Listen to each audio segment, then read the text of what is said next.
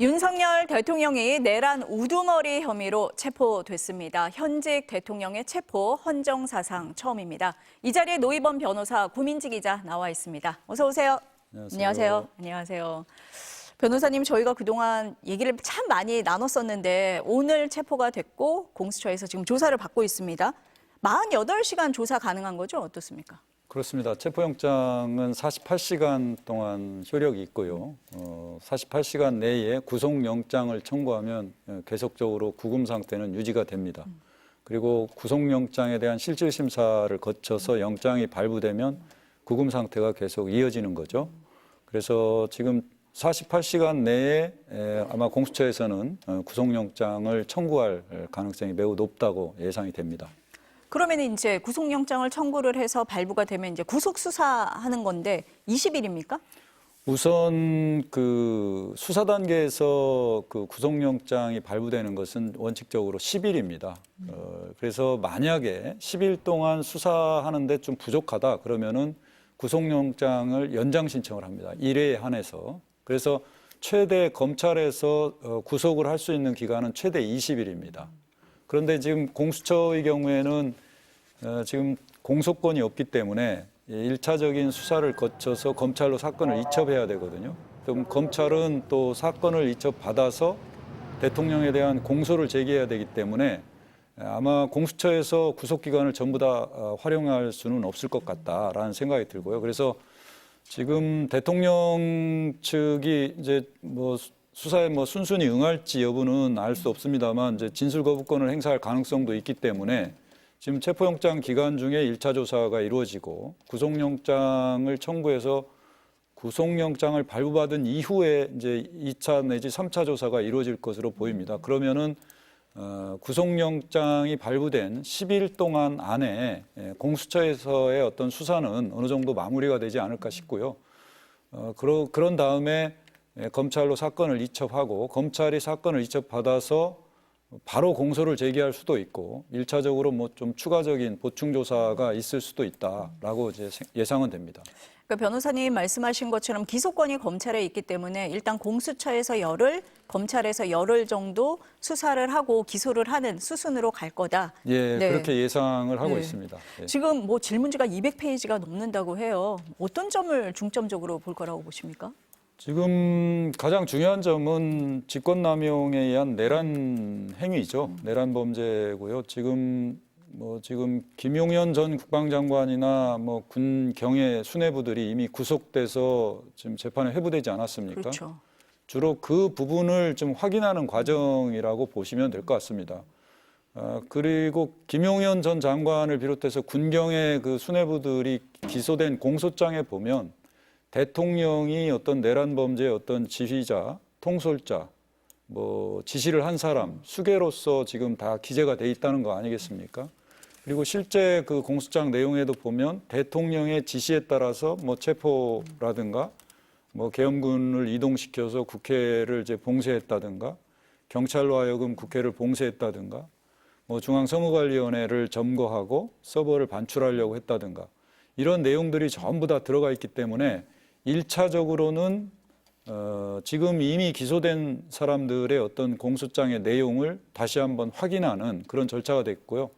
또 추가적으로 이제 계엄이 해제된 이후에 뭐 제2차 계엄을 시도했다라는 그런 점도 있고 또 뭐 최상목 권한대행과 관련해서도 뭐 비상 입법기구를 만들려고 했었다. 그래서 예비비를 뭐 좀 준비하라고 지시한 점도 있다고 그러지 않습니까? 그런 이 추가적인 부분도 조사를 할 것으로 예상이 됩니다.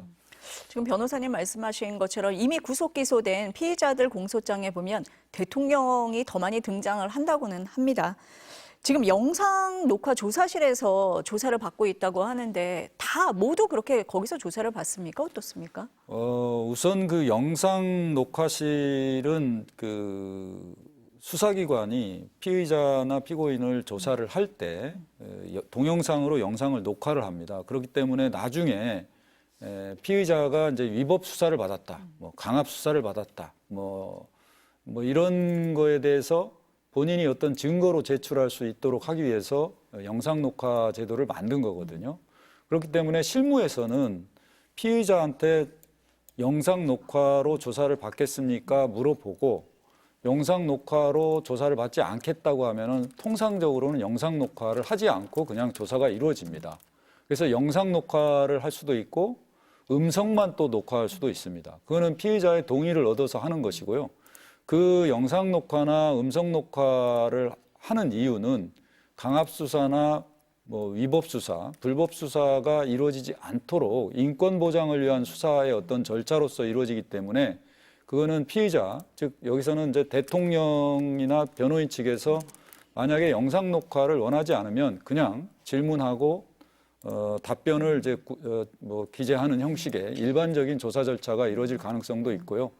특히 대통령 같은 경우는 지금 진술 거부권을 행사한다고 한다면 만에 네. 하나 굳이 영상 녹화까지 할 이유는 없고요. 그리고 대통령에 대한 수사이고 또 공수처가 적법한 수사를 원칙으로 하고 있기 때문에 굳이 영상 녹화를 하지 않더라도 뭐 수사 과정에서의 어떤 위법 사항은 발생하기 어렵다. 그런 점에서 뭐 나중에 뭐 한번 확인은 해봐야 되겠지만 영상 녹화실에서 조사를 한다고 해서 반드시 영상 녹화를 하지는 않을 것이다라고 생각이 됩니다. 구민지 기자, 그러면 지금 이제 공수처에서 조사를 받고 있는 건데 지금 어떻게 진행이 되고 있다고 전해지고 있습니까? 네, 12시 전에 공지가 하나 나왔는데요. 우선 10시 50분쯤에 이제 윤석열 대통령이 탑승한 차량이 공수처 정문에 도착했지 않습니까? 11시부터 조사가 시작된 걸로 공지 결과 나와 있습니다. 3층에 있는 영상 녹화 조사실에서 피의자 조사가 시작이 됐다라는 내용이었고요. 조사는 이재승 공수처 차장이 직접 담당하고 있는 걸로 확인됐습니다. 네, 이재승 차장이라고 하면 이제 공수처 2인자로 볼 수가 있는데요. 네, 사법연수원 30기, 윤 대통령보다 7기수 후배입니다. 원래는 이대환, 차정현 부장검사가 담당하는 걸로 알려졌는데 공수처 내에서 아무래도 경험이 풍부한 차장이 직접 담당하기로 한 걸로 보입니다. 다만 조사가 길어질 경우에는 이 조사를 담당하는 검사가 바뀔 가능성은 있습니다. 현재 지금 윤 대통령 측에서는요, 윤갑근 변호사를 포함해서 변호인 3명도 함께 들어가 있는 걸로 확인이 됐습니다. 그리고 통상 조사 전에 진행하는 티타임은 오늘은 없었던 걸로 확인이 됐습니다. 그러니까 10시 50분을 조금 넘어서 공수처 정문에 도착을 했는데 10분도 안 돼서 바로 조사가 이루어진 셈인데요. 아무래도 이제 내란 우두머리 혐의를 받고 있는 윤석열 대통령에게 당사자에게 물어볼 내용이 많은 만큼 이 시간이 부족하다 보니까 바로 그냥 조사 절차에 돌입한 걸로 보입니다. 지금 물어볼 내용이 많다 이렇게 얘기를 했어요. 200페이지짜리 질문지다 뭐 이런 얘기도 있습니다. 어떤 내용을 주로 물어볼까요? 어떤 혐의가 있습니까? 네, 아무래도 내란 우두머리 혐의를 받는 피의자고 또 그동안 이제 윤 대통령과 함께 공모했던 군과 경찰 수뇌부 진술들을 통해서 윤 대통령이 위법, 위헌적인 계엄을 지시했다는 게 드러났잖아요. 그런 전반적인 내용들 또 지금까지 제기된 의혹들 그리고 이제 무엇보다 이제 구체적으로 말씀을 드리면 지난번 가장 먼저 구속돼서 재판에 넘겨진 김용현 전 국방장관 공소장에 윤 대통령의 지시사항들이 많이 드러나 있는데 그런 내용들을 하나하나 다 물어볼 걸로 보입니다. 그래서 우선 비상계엄을 왜 선포했는지 그 경위를 물어볼 걸로 보이고요. 또 일부 극우 세력들이 주장하는 지금 부정선거 주장이 비상계엄의 배경이 됐다고 하잖아요. 검찰은 그렇게 보고 있는데 실제 어떻게 그런 주장을 확인하기 위해서 어떤 준비들이 이뤄졌고 비상계엄 선포 전후로 어떤 과정들이 있었는지를 따져볼 걸로 보입니다. 또 윤 대통령이 실제로 국회 기능 마비, 또 선관위 서버 반출을 지시를 했는지, 또 논란이 됐던 게 체포조였잖아요. 체포조 명단. 체포해야 되는 인원들의 명단이 공개가 됐었는데 그 명단을 누가 처음 작성했는지, 윤 대통령이 직접 작성했는지도 확인해야 될 부분입니다. 또 국회 계엄 해제 의결 이후에도 재차 계엄을 선포하는 방안을 검토했다고 지금 김용현 전 국방장관 공소장에는 드러나 있잖아요. 그런 것도 사실관계를 파악할 필요가 있고요. 또 국회를 무력화한 뒤에 창설하려고 한 비상입법기구 또 확인됐었는데 이 기구의 정체도 확인할 방침입니다. 변호사님, 지금 이제 구민지 기자 얘기를 들어보면은 혐의도 많고 물어볼 것도 많을 것 같습니다. 그런데 과연 윤석열 대통령이 수사에 적극적으로 응할 거냐라고 했을 때 대부분 그렇지 않다라고 지금 얘기를 하고 있지 않습니까? 그럴 경우에는 어떻게 조사가 진행이 됩니까? 그 이후는 어떻게 됩니까? 지금 그 윤 대통령 변호인 측에서 그 전에 윤곽근 변호사가 지금 김용현 전 장관 등이 수사기관에서 했던 진술 내용이 오염이 된 것 같다. 뭐 이런 주장도 했었습니다. 그리고 대부분 지금 구속돼서 재판에 회부된 사람들의 진술 내용이 윤석열 대통령한테는 다 불리한 진술들입니다. 실질적으로 이번 그 내란 범죄에 있어서 어떤 우두머리로서의 어떤 역할을 했다는 점을 다 일관되게 진술하고 있거든요. 그렇기 때문에 사실 그 지금 구속돼서 기소된 그 공범들의 어떤 진술 내용을 확인하는 절차만 하더라도 수백 개의 문항이 될 것으로 예상이 됩니다. 그렇기 때문에 지금 피의자 신문조서 초안이 거의 뭐 200페이지에 가깝다고 하는 거거든요. 한 페이지에 통상 뭐 2-3개 내지 질문이 들어간다고 하면은 아무리 못해도 4개 정도만 들어가도 뭐 400페이지, 800개 정도의 어떤 질문이 들어가는 거거든요. 그렇죠. 예, 그렇기 때문에 그 부분을 이제 하나하나 물어보긴 할 텐데 만에 하나 대통령이 그 진술 내용이 대부분 불리하기 때문에 그거를 부인할 수도 있고 아니면 아예 진술 거부권, 즉 묵비권을 행사해서 아무런 답변을 하지 않을 가능성도 매우 높다라고 보여집니다. 왜냐하면 만약에 부인을 하게 되면 그러면 이렇게 진술하는데 어떻게 뭐 지금 생각하느냐 아니면 뭐 안 했다는 거냐 그러면 그걸 다 진술이 돼야 되거든요. 나중에 구속영장 심사라든가 재판 과정에서 매우 불리하게 작용될 가능성이 높습니다. 왜냐하면 모든 범죄를 부인하고 있기 때문에 그 반성이나 어떤 반성이 없다. 그런 점에서 매우 불리하게 작용될 가능성이 있기 때문에 차라리 본인이 묵비권을 행사해서 아무런 답변을 쓰지 않고 영장실질심사에서 곧바로 판사한테 본인의 어떤 입장을 전달하는 방법도 있고요. 재판 과정에서 직접 재판부에다가 그 법관에게 자신의 어떤 입장을 증언할 수도 있기 때문에 이 수사 과정에서는 묵비권 행사로 일관할 수 있다. 그런 점에서는 지금 공수처에서의 어떤 수사는 사실상 상당히 좀 어려운 난항을 겪을 가능성이 있고 다만 지금 검찰에서 그 김용현 전 장관 등에 대한 공소장 등을 보면 대통령에 대한 수사가 사실상 상당 부분 이루어졌다. 그래서 공수처에서 대통령이 묵비권으로 행사로 일관하더라도 그 상태로 피의자 신문조서는 만들어질 거고요.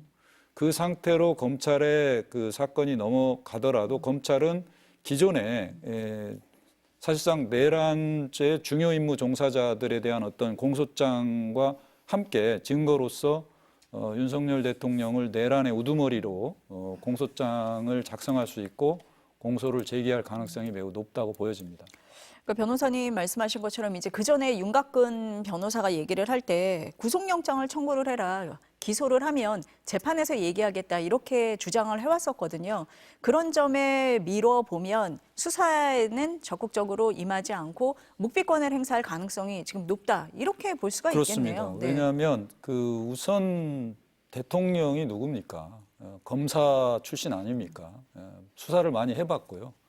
그리고 지금 군경의 수뇌부들 지금 구속돼서 재판을 회부된 사람들의 어떤 진술 내용이 지금 다 언론에 다 보도가 돼 있고 공소장까지 다 나왔지 않습니까? 그 공소장에 기재된 것은 대통령의 지시나 명령을 받았다는 게 다 나와 있습니다. 그렇기 때문에 수사기관에서 본인이 그걸 다 인정하면 그대로 내란죄 어떤 수괴죄가 죄책을 지을 수밖에 없는 것이고 차라리 수사기관에서는 묵비권을 행사하고 재판 과정에서 대질신문이라든가 이런 것들을 통해서 본인의 어떤 변론을 하는 것이 더 유리하다 이렇게 생각했을 가능성이 높고 변호인들도 아마 그런 전략으로 가려고 처음부터 뭐 차라리 기소를 해라. 그럼 재판 과정에서 내가 다투겠다. 아니면 구속영장을 청구해라. 그러면 영장실질심사에 나가서 내가 변론하겠다. 라고 주장했던 것이 아닌가라고 생각이 됩니다. 그러니까 말씀하신 것처럼 지금 변호인 3명이 입회를 하고 있다고 하는데 윤석열 대통령 본인이 법률가잖아요. 어떻게 하면 좀 빠져나갈 수 있을지를 누구보다 잘 알고 있기 때문에 그런 방법을 쓸 수 있을 것 같다라고 말씀을 하신 것 같습니다. 오늘 아침에도 보면요. 체포영장을 이제 집행하러 갔는데 공수처 검사와 수사팀이 빠지면 내가 스스로 나가겠다라고 얘기를 했습니다. 물론 공수처가 받아들이지 않았고 체포를 했는데 이건 어떤 의도였을까요? 그거는 실무적으로는 전혀 무의미한 주장이죠. 이 체포영장을 집행한다는 것은 강제 수사를 하는 겁니다. 그 피의자가 거부를 하더라도 물리력을 행사해서 강제적으로 체포를 하는 거거든요. 근데 체포영장을 집행하러 간 검사나 수사관들에게 나가 있어라? 그러면 내가 나간다? 그 체포영장 집행을 안 받겠다는 거거든요. 그거는 검사 출신인 윤석열 대통령이 그런 법적인 의미를 모르고 그렇게 주장하지는 않았을 것 같고요. 다만 본인이 그래도 현직 대통령의 지위에 있는데 검사들로 하여금 체포가 돼서 나가는 것은 제가 사실 자존감이 허용하지 않았을 것 같다는 생각이 들고요. 그렇기 때문에 체포영장을 제시하자 윤석열 대통령이 알았다 가자라고 하면서 순순히 따라 나왔던 것으로 지금 예상이 되고요. 그래서 실질적으로 일반적으로 피의자를 체포할 때는 사실 수갑을 채웁니다. 그렇지만 대통령에 대해서는 최소한의 예우를 갖추고 본인이 순순히 공수처로 이제 가겠다고 했기 때문에 대통령 경호 차량으로 이송을 하면서 그렇게 강제적으로 이제 물리력을 행사해서 체포하지는 않았지 않나라고 생각이 됩니다. 네, 지금 뉴스 속보가 나가고 있는데요. 이건 어떤 내용이냐면 연초에 윤석열 대통령이 SNS에 국민에게 드리는 글이라고 올린 것을 지금 이제 공개가 돼서 어떤 내용이 들어있는지를 보여주고 있는 겁니다. 지금 보니까 윤석열 대통령이 계엄은 범죄가 아니다. 대통령의 권한 행사다. 이렇게 주장을 한 부분, 또 앞에 보니까 계엄은 형식을 빌린 것이다. 이런 얘기를 계속 하고 있는 거거든요. 그러니까 오늘 그 체포되기 직전에도 영상 메시지가 공개되지 않았습니까? 거기에도 보면은 불법적이다 이것은 이렇게 계속 주장을 하고 있는데 지금 SNS에 올린 글도 비슷한 맥락이에요. 그거 한번 짚어볼게요. 변호사님 보면은 먼저 수사권이 없는 기관에서 영장이 발부됐다라고 주장을 합니다. 이게 저희가 너무 여러 번 얘기를 한 부분인데 네. 어떻습니까? 지금 윤석열 대통령 변호인 측에서 일관되게 주장했던 내용인데요. 결국은 대통령 측에서는 본질적인 문제에 대해서는 얘기를 안 하고 있어요. 내란 범죄나 비상계엄의 위헌성에 대해서는 논하지 않고 지금 공수처가 수사권이 없다. 계속 그 얘기를 하고 있는 거 아니겠습니까? 그리고 영장을 발부할 수 있는 그 법원이 사실상 중앙지방법원인데 서부지법원에다가 영장을 청구해서 발부받아서 판사를 쇼핑을 했다. 이런 주장을 하고 있고 또 영장을 발부한 법관에 대해서도 위법하다 내지 불법하다 이런 주장을 하고 있는데 이 부분에 대해서는 다소간 의문이 있을 수 있습니다. 검경 수사권 조정을 하는 과정에서 누가 과연 내란 범죄를 저지를 것이냐 이거에 대해서는 생각을 못했던 거예요. 사실은. 사실 본질적인 부분은 아닙니다. 다만 수사의 대상으로서 수사기관인 경찰, 검찰, 공수처 중에 누군가는 수사를 해야 되는 겁니다.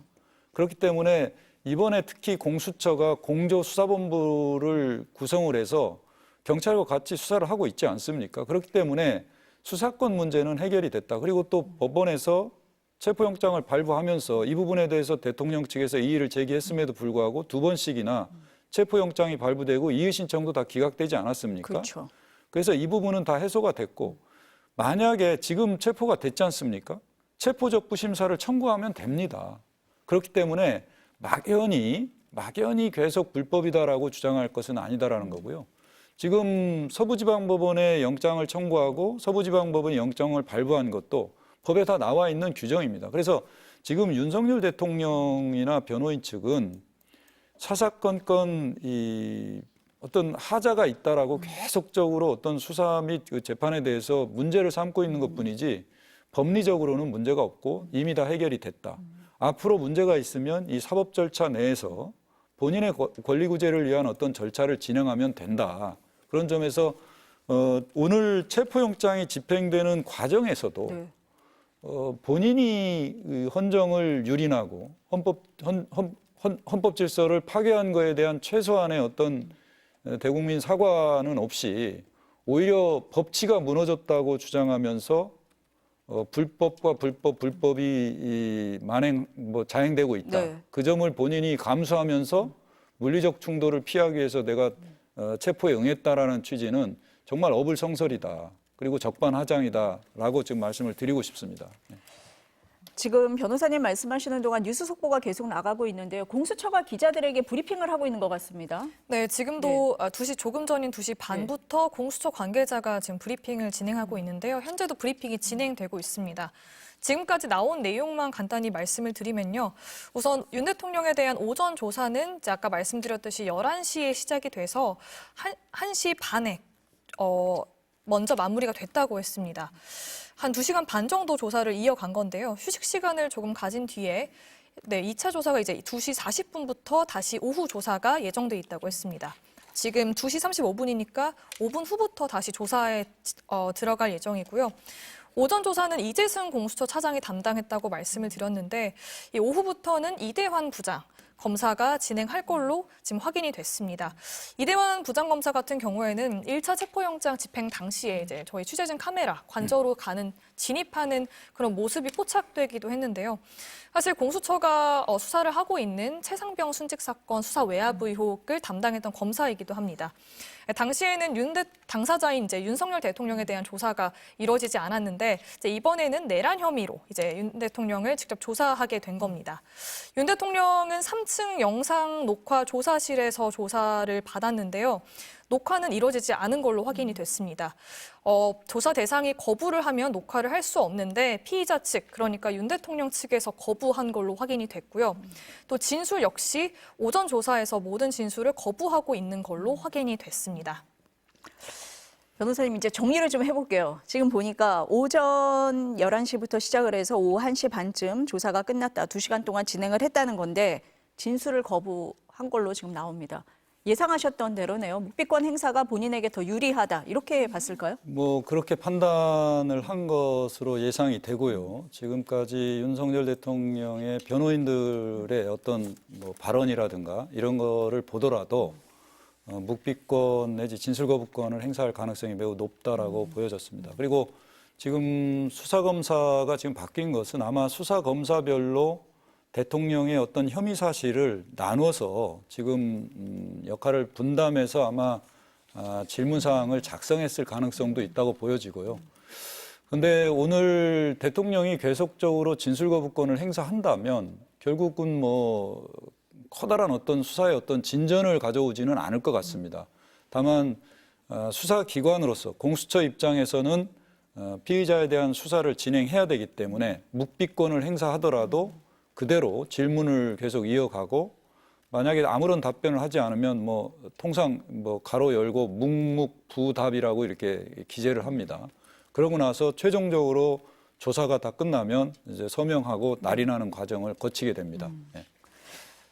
아까 말씀을 하실 때 지금 이제 영상 녹화 조사실에서 조사를 받더라도 반드시 녹화가 되거나 녹음이 되는 건 아니라고 말씀을 하셨었는데 지금 공수처의 브리핑을 보니까 녹화 진행이 안 됐다. 피의자 측에서 거부를 했다. 이렇게 나옵니다. 네. 어떤 이유일까요? 네. 지금 아까도 말씀드렸습니다만 영상 녹화라는 것이 위법 수사나 강압 수사가 있는 경우에 그거를 증거 자료로 법원이나 여기에 이의 제기를 하기 위해서 이제 영상 녹화를 하는 거고요.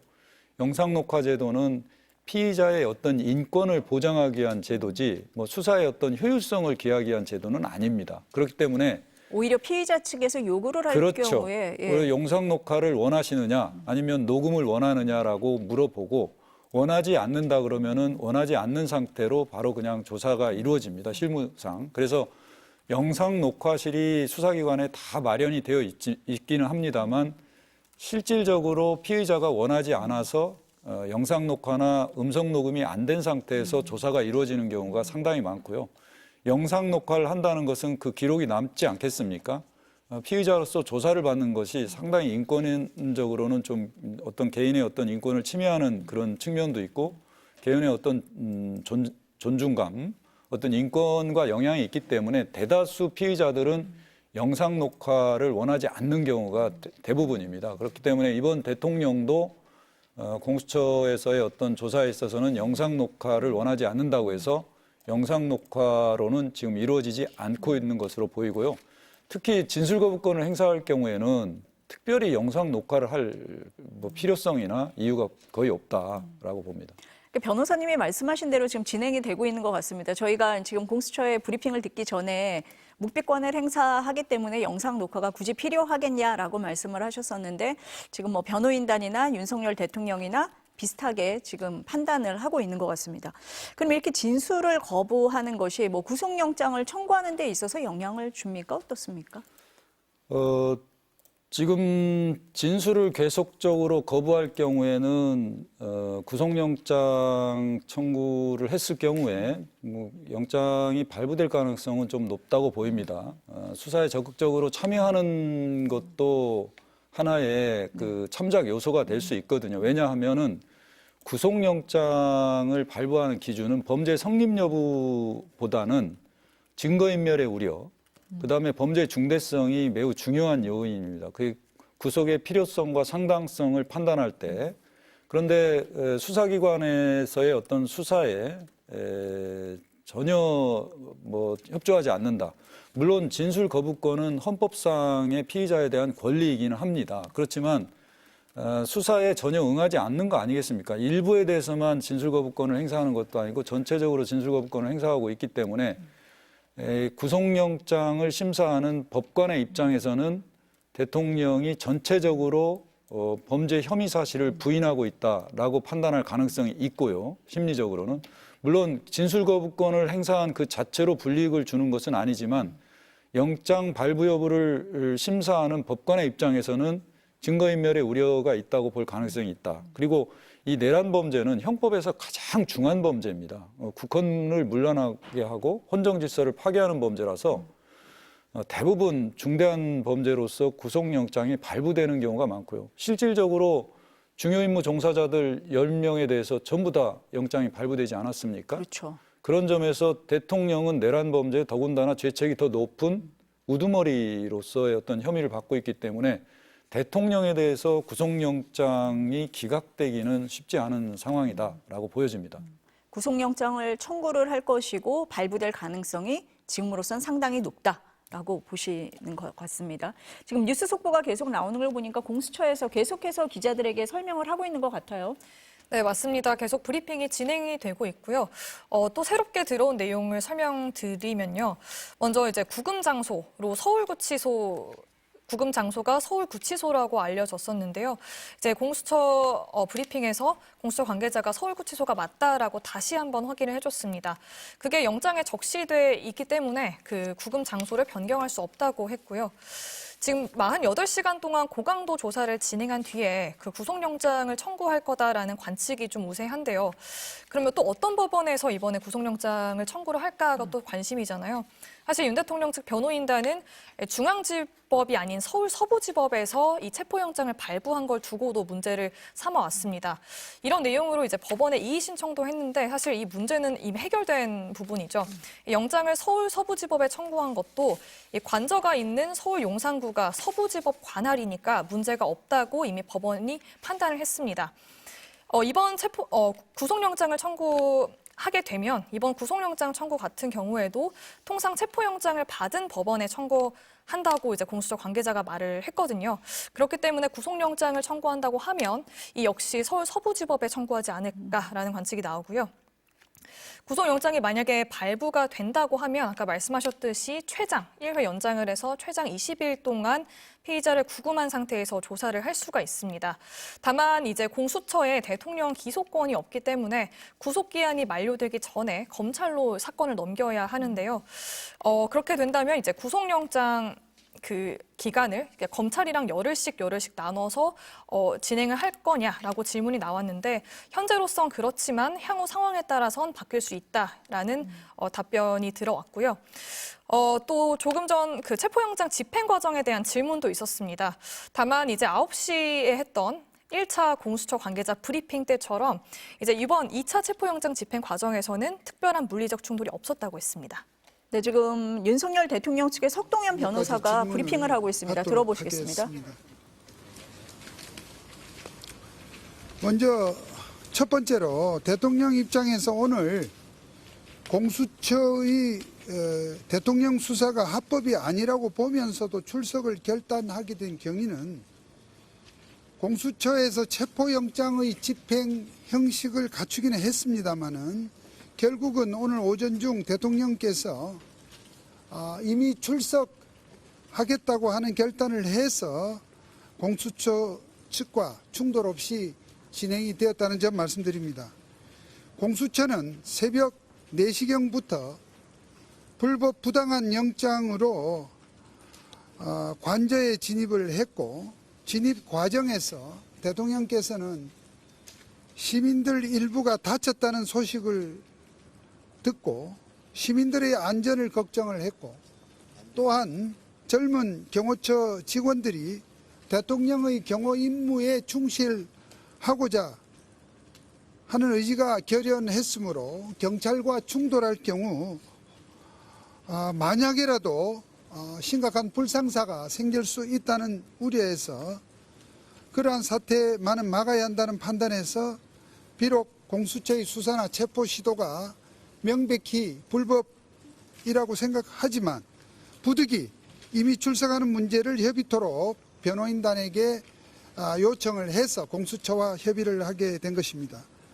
두 번째로 대통령과 변호인단으로서는 공수처가 구속영장 청구 단계로 나아갈 것으로 볼 때에 구속영장 청구 단계부터라도 공수처는 관할이 없는 서부지법이 아니라 서울중앙지방법원으로 청구를 하는 등 정당한 법 절차를 지켜줄 것을 강력히 촉구하는 바입니다. 공수처는 대통령에 대해서 내란죄의 수사권이 없을 뿐만 아니라 특히 서울 서부지방법원의 체포영장을 청구해서 발부받은 것은 명백한 불법입니다. 공수처에서는 공수처법 제31조의 단서에 따라서 대통령의 주거지가 서부지방법원 관할이라는 이유로 서부지방법원에 체포영장을 청구했다고 합니다만 공수처법 제31조는 본문이나 단서 내용 모두 공수처가 고위공직자들 중에서도 공소 제기할 권한을 가지는 특정한 고위공직자 군에 대해서만 적용되는 조문입니다. 특정한 고위공직자 군이라면 판사, 검사, 그리고 고위직 경찰 공무원입니다.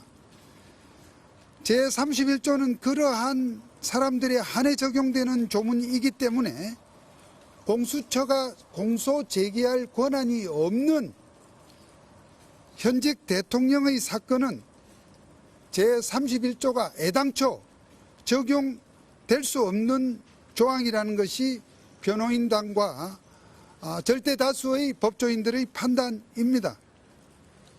따라서 대통령 사건과 같이 공수처가 공소 제기할 수 없는 사건에 대해서는 공수처법 제26조에 따라서 서울중앙지검에 사건을 이첩해야 하기 때문에 영장 청구 관할 역시 오직 서울중앙지방법원이 될 수밖에 없고 따라서 공수처가 공수처법 제31조를 앞세워서 서부지방법원을 찾는 것은 관할을 어긴 명백한 불법이라는 것입니다.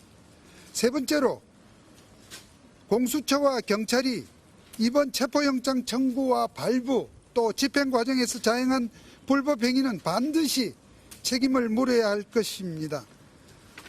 윤 대통령이 오늘 공수처에 출석하면서 발표한 동영상에서 법이 모두 무너졌다고 표현한 것은 공수처가 어제 이번 체포영장 집행에 악용할 목적으로 대통령 관저 입구를 지키는 수방사 제55 경비대가 마치 공수처나 경찰이 관저 진입을 허락한 것처럼 공문까지 거짓으로 작성을 해서 발표를 한 점에서 이 불법의 끝판을 보여주고 있다고 봅니다.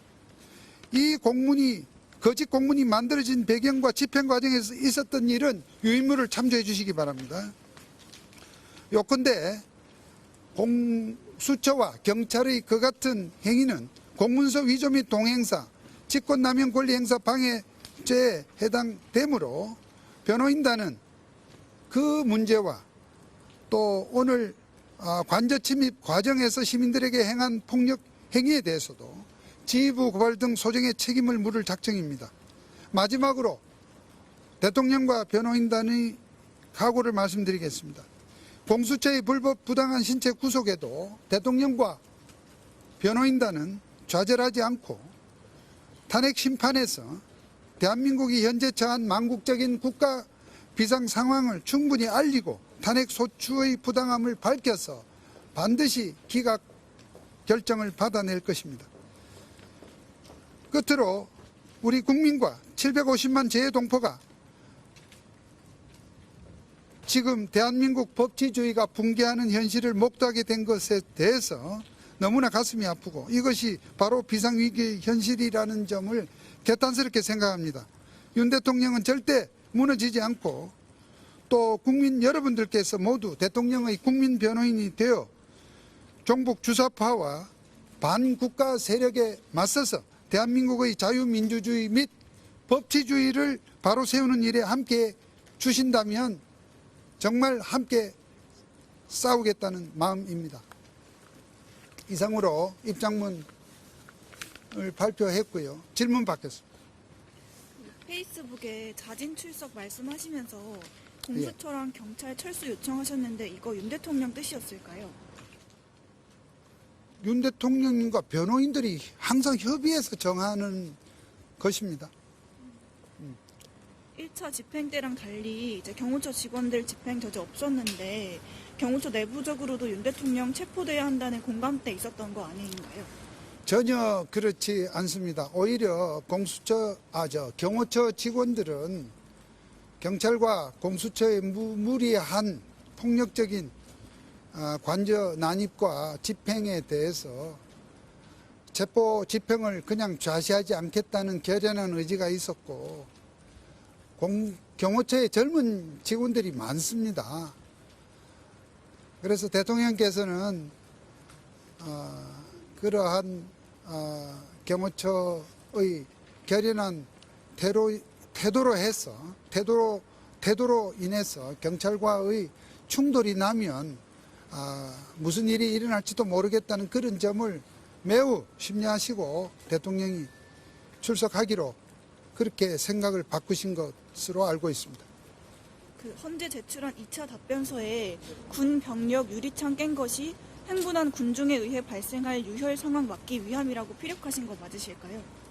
잘 모르겠습니다. 지금 그게 중요합니까?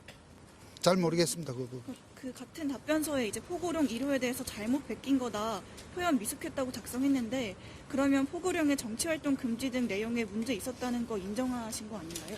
그 부분에 대해서도 지금 수사 과정에서 답변하실 내용이므로 이 자리에서 말씀을 드리기가 적절치 않다 생각합니다. 다른 기자분들도 질문하셔야지 혼자 독점을 하시니까. 예. 다른 기자분들도 질문하시죠. 저 질문을 다 모아서 하시는 겁니까? 예, 오케이. 그럼 좋습니다. 육성 메시지 발표는 윤 대통령이 먼저 하겠다고 하신 걸까요? 아닙니다. 지금 제가 육성이라는 표현을 썼던 것은 글로 하는 것이 아니라 동영상으로 한다는 그 부분을 그렇게 제가 기자 여러분들을 포함한 외부에 알리는 과정에서 육성이라고 표현한 것입니다. 진술 거부하겠다는 전망이고 윤상현 의원도 그렇게 말했는데 진술 거부하고 계신 거 맞으실까요? 제가 지금 조사 장면에 직접 입회를 하지 않아서 정확하게 상을 알지 못하겠지만 기본적으로 대통령께서는 이 조사 과정에서 피조사자로서의 그러한 보장된 권리를 행사하실 것으로 생각합니다. 헌법재판소 탄핵심판 우선시하겠다는 입장이었는데 네. 윤 대통령 헌재 출석 이제 안 하시겠다는 입장이신 건가요? 지금 탄핵 심판이 막 시작되었습니다. 탄핵 심판에서 국회 측이 탄핵 소추 사유에서 내란죄를 철회하겠다는 그런 정말 기괴한 주장을 했고, 그러한 사항에 대해서 새로운 국회의 탄핵 소추 표결이 필요하다는 주장을 피청구인인 대통령 측에서 한 상태입니다. 이러한 쟁점들이 정리가 되면 대통령께서는 적극적으로 출석을 해서 입장을 밝히실 겁니다. 지금 몸이 공수처의 이러한 무도한 체포 집행에 의해서 지금 구금 상태가 될 가능성이 지금 많지만, 그러나 그로 인해서 위축되지 않고 출석을 하실 것으로 봅니다. 다만 방금 말씀드린 바와 같이 탄핵 심판의 소추 사실 정리 등 그러한 사항이 정리가 빨리 되기를 바랍니다. 구속영장 청구한다면 윤 대통령 직접 의견 피력하실까요? 그러지 않을까 생각됩니다. 저희로서는 기본적으로 지금 공수처에서 도대체 저도 법조인입니다만은 법 해석상 납득할 수 없는 논법으로 서부지방법원에 체포영장을 청구했고, 다음 단계인 구속영장도 만약 서부지방법원에 해야 뭔가 유리하다고 생각한 그 속셈이겠습니다만, 저희들은 정당한 법 절차에 따라서 관할 법원인 서울중앙지방법원으로 청구하기를 요구하고 있고요. 그러한 절차가 갖추어진다면 대통령으로서도 당연히 소송법 절차에 허용되는 권리를 행사하실 것으로 생각이 됩니다. 네. 그 점은 지금 저희가 단정적으로 말씀드리기 어렵습니다.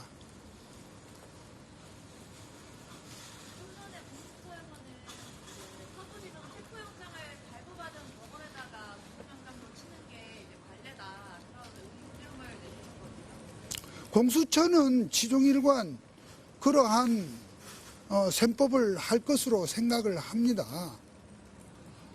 그러나 법에 있는 관할 법원의 판단 절차에 따라 주는 것이 앞으로 특히 신병 구속에 관한 사항은 이것이 수사의 적법성, 증거의 그 적법성과도 직결되는 문제입니다.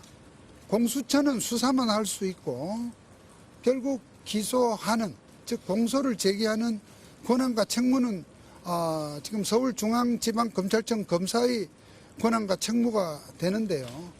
어쨌든 초기 수사를 지금 자청하고 나서면서 그러한 법 원칙을 따라주지 않으면 그로 인한 향후 이 기소와 재판 절차에 있어서 생길 수 있는 여러 가지 난맥상에 대해서 공수처가 다 책임을 져야 할 것입니다. 체포영장이 집행돼서 체포가 되신 상태인데 출석이라는 표현을 고집하시는 이유가 있나요? 고집을 하는 것이 아니고요. 어쨌든 아침에 오늘 오전에 발생한 상황을 다시 복기를 해보면 대통령으로서는 지금 공수처와 경찰의 체포영장 자체도 법적인 문제가 있는 가운데 그 체포 집행에 응하지 않을 생각이었습니다. 응하지 않을 생각이었으나 아까 말씀드린 바와 같이 시민이 부상하고 또 경호처와 공수처 혹은 경찰과의 충돌로 인한 불상사를 우려하셔서 그렇게 말하자면 이미 출석하겠다고 입장을 밝히신 건데요. 대통령 입장에서는 영장 집행으로 그렇게 당하는 모습보다는 당신 스스로 출석을 하겠다는 입장을 밝혔습니다. 그 어떤 고집의 문제가 아닙니다. 질문 있는데요. 예. 출석을 할 경우에는 48시간 동안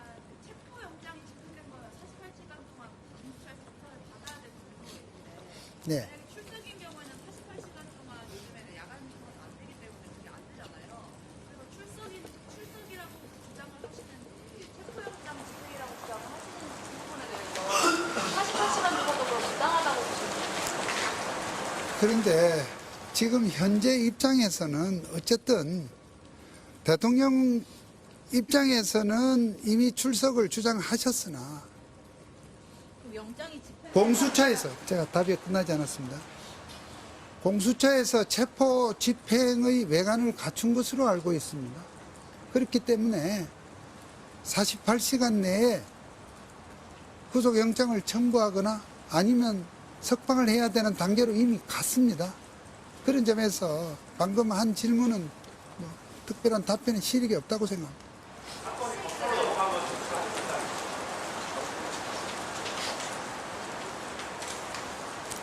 지금 공수처에서 어떤 형태로 검찰로 어느 시점에서 어떤 형태로 넘길지를 지금 가늠하기가 어려운 상태입니다. 다음 단계에서 구속영장 단계도 지금 남아있는 만큼 그런 절차의 진행 후에 일어날 일에 대해서는 다음 기회에 답변을 드리는 게 맞을 것 같습니다. 네, 지금 윤석열 대통령 측의 석동현 변호사의 기자들과의 질의응답 들어보셨습니다. 변호사님 궁금한 게 좀 있습니다. 이렇게 들어보니까 지금 석동현 변호사가 가장 많이 얘기를 하는 게 왜 서부지법에 체포영장을 청구를 했느냐, 이것은 부당하고 불법적인 영장이다라고 주장을 하면서 구속영장을 청구할 것 같은데 이번에는 서울중앙지법에 해라라고 계속 강조를 합니다. 이게 뭐 어떻게 받아들여야 됩니까? 뭐 구속영장의 발부나 뭐 체포영장의 발부, 그리고 그거는 이제 재판하고 직접적인 관련은 없습니다. 이제 체포의 필요성이나 요건이 있을 때 그 관할지 법원에 이제 청구해서 영장을 발부받는 거고요. 이번 체포영장도 그 대통령 관저가, 대통령이 있는 주거지인 관저가 서부지방법원 관할이었기 때문에 당연히 그 서부지방법원에서 체포영장을 청구하고 발부받을 수 있는 관할이 있습니다.